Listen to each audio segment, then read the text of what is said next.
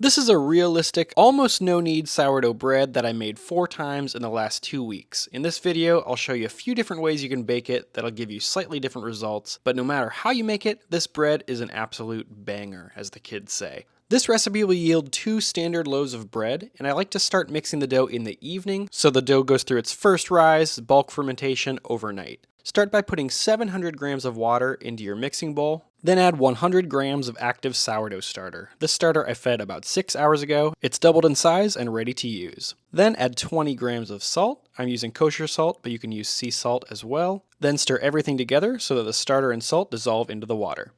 Finally, the last ingredient is bread flour. I'm using 950 grams of King Arthur bread flour. Overall, this will make a 75% hydration dough, enough to make 2 loaves, and I'll include a link to the recipe in the description. At this point, stir everything together until there aren't really any dry bits of flour remaining and you have a cohesive dough that looks something like this. Then cover up the dough and let it rest for 30 minutes. The main difference between this dough and my no-knead sourdough bread recipe is that we're going to give this one set of stretch and folds after the 30-minute rest. So basically just pull up one end of the dough, stretch it into the air, and fold it over the top of the dough. Then go around the bowl 6 to 10 times until you start to feel the dough tightening up a little bit and resisting the pulling. That means the gluten is developing a little bit and it's giving some strength and structure to the dough. As much as I love the simplicity of my no-knead sourdough bread, I really think this one set of stretch and folds makes a big difference in how the final loaf of bread turns out. So I love this almost no-knead method a little bit more. Once you've stretched and folded the dough one time, flip the dough over, or don't, it doesn't really make that big of a difference, and then cover up the dough, making it as airtight as you can. I like to use a towel and a plate. Then let it rise and bulk ferment overnight for about 8 to 12 hours, and it should look like this the next day when you wake up. Let's see if I can get into focus here. There we go. The dough has more than doubled in size. It's puffy and bubbly and ready to shape. I wouldn't worry too much about overproofing. Just don't let it go much longer than 12 hours. You're going to shape it up and it's going to rise again. Overproofing is not that big of a worry for me with this recipe and at regular room temperature. So loosen up the risen dough from the sides of the bowl and then flip it out onto the counter with the smoother side facing up and the stickier side facing down. Now it's time to divide the dough into 2 pieces and to put them in loaf pans to rise. Since I only have one nonstick loaf pan at home, I'm actually going to put one of these loaves back into the fridge. It's a very forgiving dough, so that dough will happily sit in the fridge until I'm ready to use it later. If you have 2 loaf pans, you can shape both loaves right now. Loosely shape each piece of dough into a tighter ball. I'm using a bench scraper, but you can just use your hands for this part if you want to. I'm going to pop this loaf back into the fridge for later, and then move this one into my favorite non-stick loaf pan. I'm just doing some very light, not very technical shaping, doing anything I can to get this into roughly a loaf or a rectangular shape so it can fit into the pan. And just like that, it's shaped. No flour and no fuss. Now it's time for the final proof, or the second rise. Sprinkle a little flour on top of the dough so it's non-stick. Cover it up with a kitchen towel and let it rise for 2 to 3 hours at room temperature or until it looks like this, risen to double in size and it's coming over the top of this pan.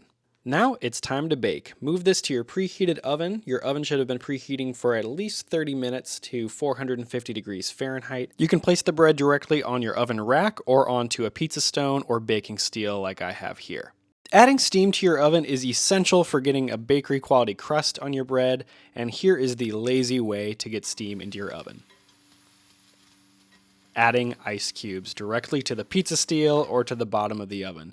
I'm not vouching for the safety of this method, but this is what I do sometimes. Once you've added steam to the oven in some way, shape, or form, let the bread bake for 40 to 45 minutes at 450 degrees Fahrenheit. Personally, I wish I would have stopped this one at 40 minutes of baking instead of 45. It got a little too brown on the top, but I'll try to get a different result on the next loaf, and that's why it's great to make a double batch sometimes. You get 2 chances to improve your sourdough baking skills with pretty much the same amount of work. While that loaf was cooling, I decided to pull the other dough out of the fridge and prepare it using a baking technique that I haven't done too many times. Let me know in the comments if you've ever baked a pan loaf inside of a Dutch oven. It's not that crazy, but it just never occurred to me as something to try. Thankfully, I was really happy with the results I got, so here's how I did it.